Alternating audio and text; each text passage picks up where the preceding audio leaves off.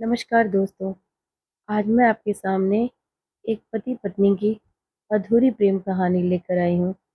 आपको इसको एक बार ज़रूर सुनना चाहिए। क्यों? इसका उत्तर आपको कहानी सुनने के बाद खुद ब खुद मिल जाएगा। तो चलिए शुरू करते हैं। जब मैं उस रात घर पहुँचा तो मेरी पत्नी मेरा इंतज़ार कर रही थी। उसने हम दोनों के लिए डिनर लगाया। मैंने उसका हाथ पकड़कर कहा, मुझे तुमसे कुछ कहना है। वह नीचे बैठ गई और खामोशी के साथ मेरी तरफ देखने लगी। मैंने उसकी आंखों में एक अजीब सा दर्द महसूस किया। मैं कश्मकश में था। मुझे समझ नहीं आ रहा था कि मैं अपना मुंह कैसे खोलूं, लेकिन मुझे उसे बताना था कि मेरी ज़िंदगी और दिमाग में क्या चल रहा है। मुझे उसे यह भी बताना था कि मुझे उससे तलाक चाहिए। मैंने शांति से इस बात को उसके आगे रखा। वह मेरी बातों से नाराज नहीं लग रही थी, बल्कि उसने धीरे से मुझसे पूछा, क्यों? मैंने उसके सवाल से परहेज किया। तब इससे वह नाराज हो गई। उसने अपने हाथ में पकड़ी चम्मच फेंक दी और मुझ पर चिल्लाई, तुम जानवर हो। उस रात हमने आपस में कोई बात नहीं की। वह पूरी रात रोती रही। मुझे पता था कि वह जानना चाहती थी कि हमारे शादीशुदा जीवन को क्या हुआ था, लेकिन मैं शायद ही उसे कोई संतोषजनक उत्तर दे पाता। मैं उसे कैसे बताता कि जिस दिल में पहले उसका घर था, आज उसमें अब रीना का राज है। मैं अब उससे प्यार नहीं करता था, मुझे बस उस पर दया आती थी। अपराध बोध की गहरी भावना के साथ मैंने एक तलाक के समझौते का पेपर तैयार किया, जिसमें कहा गया था कि वह हमारा घर, हमारी कार और मेरी कंपनी की 30% हिस्सेदारी की मालकिन होगी। जब उसको मैंने वो पेपर दिए तो उसने पल भर उस पर नज़र डाली और फिर उसके टुकड़े टुकड़े कर दिए।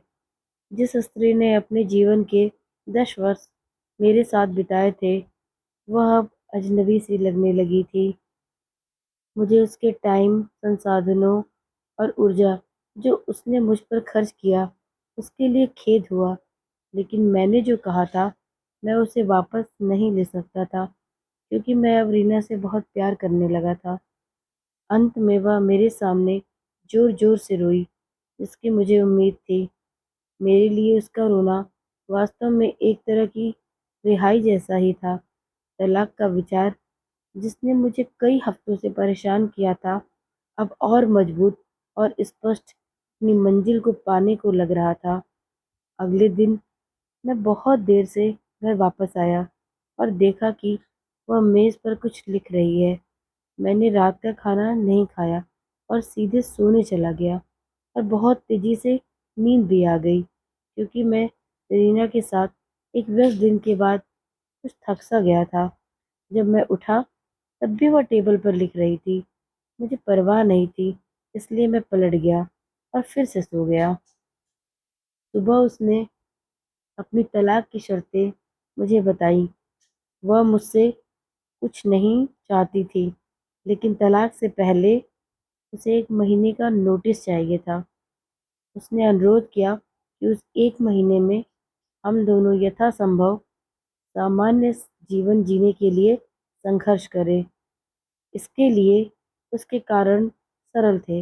हमारे बेटे की 1 महीने में ही परीक्षा होने वाली थी, और वह हमारी टूटी हुई शादी की उसे मेंटली डिस्टर्ब नहीं करना चाहती थी। यह तो मुझे भी मंजूर था, क्योंकि बेटा तो हम दोनों का था। लेकिन उसके पास एक और शर्त थी। उसने मुझे याद करने के लिए कहा कि कैसे मैं उसे अपनी शादी के दिन दुल्हन के कमरे में ले गया था। उसने रिक्वेस्ट किया कि इस 1 महीने तक मैं हर दिन उसे अपने बेडरूम से सामने के दरवाजे तक गोद में उठाकर ले जाऊं। मुझे लगा कि वह पागल हो रही है, लेकिन हमारे साथ में बीतने वाले अंतिम दिनों को सहन किया जा सके और कोई ड्रामा ना क्रिएट हो, इसलिए मैंने उसका यह अजीब अनुरोध भी स्वीकार कर लिया। मैंने रीना को अपनी पत्नी की तलाक की शर्तों के बारे में बताया। वह ज़ोर-ज़ोर से हँसने लगी। उसे लगा कि शायद ये सच में पागलपन है, बट कोई फ़र्क नहीं पड़ता। कि वह कौन सी चालें चलती है। उसे तलाक का सामना तो करना ही पड़ेगा। उसने तिरस्कार पूर्वक कहा। अगले दिन से 1 महीने का नोटिस पीरियड शुरू हो गया। मेरे तलाक के इरादे को स्पष्ट रूप से व्यक्त किए जाने से पहले से ही मेरी पत्नी और मेरे बीच कोई शारीरिक संपर्क नहीं रह गया था। इसलिए जब मैंने उसे पहले दिन गोद में उठाया तो हम दोनों को अजीब लगा। हमारे बेटे ने हमारे पीछे तालियां बजाईं। डैडी ने मम्मी को गोद में उठा लिया है कहकर वह खिलखिलाकर हंसने लगा। उसके शब्दों ने मुझ में एक दर्द की भावना जगा दी। शयन कक्ष से बैठक कक्ष तक, फिर दरवाजे तक, मैं उसे गोद में लेकर 10 मिनट से अधिक तक चला। उसने आंखें बंद कर ली और धीरे से कहा, हमारे बेटे को तलाक के बारे में मत बताना।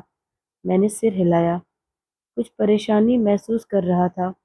मैंने उसे दरवाजे के बाहर नीचे उतार दिया।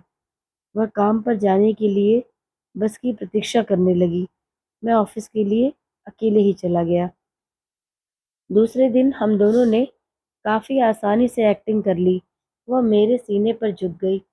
मैंने उसके सांसों की खुशबू आसानी से महसूस की। मुझे एहसास हुआ कि मैंने इस महिला को लंबे समय से ध्यान से नहीं देखा था। मुझे एहसास हुआ अब वह जवान नहीं रही थी। उसके चेहरे पर कम ही सही लेकिन झुर्रियाँ आ गई थी। उसके बाल सफ़ेद हो रहे थे। हमारी शादी से उस पर बहुत बुरा असर पड़ा था। 1 मिनट के लिए मैंने सोचा कि मैंने उसके साथ यह क्या कर दिया। चौथे दिन जब मैंने उसे उठाया तो मुझे आत्मीयता की वापसी का आभास हुआ। अरे, यह वही महिला है जिसने मुझे अपनी ज़िंदगी के 10 अमूल्य साल दिए हैं। 5वें और छठे दिन मैंने महसूस किया कि हमारे बीच एकरूपता की भावना फिर से बढ़ रही है। मैंने रीना को इस बारे में नहीं बताया। जैसे जैसे दिन बीतते गए मेरे लिए उसे उठाना आसान होता गया। मैंने सोचा शायद प्रतिदिन की ये कसरत ने मुझे इस तरह से मजबूत बना दिया है कि मैं उसे उठाता हूँ तो मुझे वज़न भी नहीं समझ में आता। एक सुबह सोच रही थी कि क्या पहने। उसने बहुत सारे कपड़े पहनने की कोशिश की लेकिन उस एक की भी उपयुक्त पोशाक नहीं मिली। फिर उसने गहरी सांस ली और वो बोली कि मेरे सारे कपड़े मुझे ढीले हो रहे हैं। मुझे अचानक एहसास हुआ कि वह इतनी पतली हो गई है। मुझे अब समझ में आया कि यही असली वजह है जो मैं उसे इतनी आसानी से उठा पा रहा हूँ। अचानक एक विचार ने मुझे अंदर से झकझोर दिया। उसने अपने दिल में कितना दर्द और कितना दुख दबा रखा होगा जिससे उसकी ऐसी हालत हो चली है। अवचेतना में कभी इस बारे में सोच ही नहीं सका। मैंने उसके सिर को छुआ। हमारा बेटा उसी समय अंदर आया और बोला, पापा, माँ को गोद में उठाने का समय हो गया है। उसके लिए इस 1 महीने में अपने पिता को अपनी माँ को गोद में उठाकर ले जाते देखना उसके जीवन का एक अनिवार्य हिस्सा बन गया था। मेरी पत्नी ने हमारे बेटे को करीब आने का इशारा किया और उसे कसकर गले लगा लिया। मैंने अपना मुंह फेर लिया क्योंकि मुझे डर था कि मैं इस अंतिम समय में कहीं अपना विचार न बदल दूं। फिर मैंने उसे अपनी बाहों में पकड़ लिया। शयन कक्ष से चलते हुए, बैठक के कमरे से होते हुए दरवाजे तक, उसने सौम्यता और स्वाभाविक रूप से अपने हाथ मेरी गर्दन के चारों ओर रख दिए। मैंने उसके शरीर को कसकर पकड़ रखा था। यह हमारी शादी के दिन जैसा ही था, लेकिन उसके बहुत ही कम वजन ने मुझे उदास कर दिया। आखिरी दिन जब मैंने उसे अपनी बाहों में लिया तो मैं मुश्किल से एक कदम भी आगे बढ़ सका। हमारा बेटा स्कूल के लिए चला गया था। मैंने उसे कसकर पकड़ लिया और कहा, मैं यह नहीं देख पाया कि हमारे जीवन में इंटीमेसी की कमी हो रही है। मैं ऑफिस चला गया, दरवाज़ा बंद किए बिना तेजी से कार के अंदर बैठ गया। मुझे डर था कि थोड़ी सी भी देरी से कहीं मेरा मन बदल न जाए। मैं वहाँ चला गया जहाँ रीना रहती थी। रीना ने दरवाज़ा खोला तो मैंने उससे कहा, सॉरी रीना, मैं अपनी पत्नी को अब तलाक नहीं दे पाऊंगा। उसने मुझे आश्चर्य से देखा। वो अचंभे में थी और फिर मेरे माथे को छुआ। क्या तुमको बुखार है? उसने मुझसे पूछा। मैंने अपने सिर से उसका हाथ हटा दिया। सॉरी रीना, मैंने कहा, मैं तलाक नहीं लूंगा। मेरा वैवाहिक जीवन शायद इसलिए उबाऊ था क्योंकि वह और मैं अपने जीवन के छोटे छोटे पलों को महत्व ही नहीं देते थे। इसलिए नहीं कि अब हम एक दूसरे से प्यार नहीं करते थे। अब मुझे एहसास हुआ है कि जब से मैं उसे अपनी शादी के दिन अपने घर ले आया था, तब मैंने और उसने एक दूसरे से ये वादा किया था कि हम एक दूसरे का साथ तब तक नहीं छोड़ेंगे जब तक कि हमें मौत अलग न कर दे। ऐसा लग रहा था कि रीना अचानक शॉक से जाग गई। उसने मुझे एक जोरदार थप्पड़ मारा और फिर दरवाजा मेरे मुंह पर पटक दिया और फूट फूट कर रोने लगी। मैं उसके घर से बाहर आया और अपने घर की ओर चल दिया। रास्ते में फूलों की दुकान पर मैंने अपनी पत्नी के लिए फूलों का गुलदस्ता लिया। सेल्स गर्ल ने मुझसे पूछा कि कार्ड पर क्या लिखूं।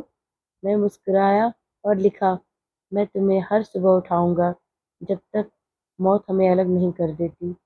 उस शाम मैं घर पहुंचा, हाथों में फूल और चेहरे पर बड़ी सी मुस्कान लिए। मैं सीढ़ियाँ चढ़ा और अपनी पत्नी को बिस्तर पर पाया, परंतु मृत।